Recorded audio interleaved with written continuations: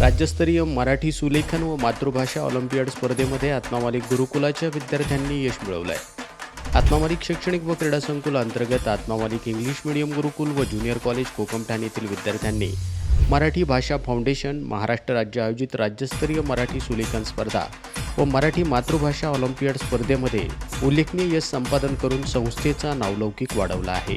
राज्यस्तरीय मराठी सुलेखन स्पर्धा मोठा गट 7वी ते 10वी मध्ये चौधरी हर्षदा तुळशीराम हिनं प्रथम क्रमांक मिळवला आहे, तर सूर्यवंशी श्लोक कल्पेश यानं उत्तेजनार्थ पारितोषिक पटकावलं आहे। तसेच मराठी मातृभाषा ऑलिम्पियाड स्पर्धेमध्ये मोठ्या गटामध्ये चौधरी स्नेहल गुलाब हिने प्रथम क्रमांक मिळवला आहे, तर पावरा आरती मेरसिंग व सदगीर पूजा गणेश यांनी उत्तेजनार्थ पारितोषिक प्राप्त केलं आहे। लहान गट 3 ते 6 मध्ये घांगळे आदिती विजय हिनं प्रथम क्रमांक पटकावत उल्लेखनीय यश संपादन केलं आहे। स्पर्धेत यशस्वी ठरलेल्या सर्व विद्यार्थ्यांना सन्मानचिन्ह, मेडल आणि प्रशस्तीपत्र देऊन गौरवण्यात आलं आहे। दरम्यान मराठी मातृभाषा फाउंडेशन महाराष्ट्र राज्य स्पर्धेच्या तालुका प्रमुखपदी श्रीमान नारायण वाजे सर यांची निवड झाल्याबद्दल त्यांचं अभिनंदन करण्यात येत आहे।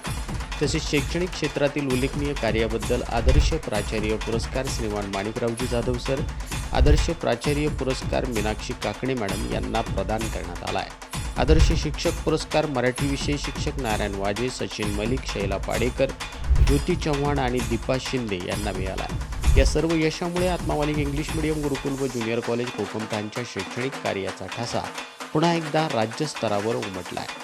या उल्लेखनीय यशाबद्दल परमपूज्य सद्गुरू आत्मामालिक माऊलींच्या कृपा आशीर्वादासह संस्थेचे अध्यक्ष माननीय श्रीमान नंदकुमारजी सूर्यवंशी साहेब यांनी ट्रस्ट मंडळाच्या वतीनं सर्व विद्यार्थ्यांचं अभिनंदन केलं आहे। तसेच या विद्यार्थ्यांना माननीय व्यवस्थापक सुधाकरजी मलिक सर, प्राचार्य श्रीमान माणिकरावजी जाधव सर, प्राचार्य मीनाक्षी काकडे मॅडम, उपप्राचार्य नितीन सोनवणे सर, विभाग प्रमुख, शिक्षक व शिक्षकेतर कर्मचाऱ्यांनी विद्यार्थ्यांचं अभिनंदन केलं। आत्मामालिक न्यूजसाठी संपादक सागर आहिरे, कोकम ठाणे।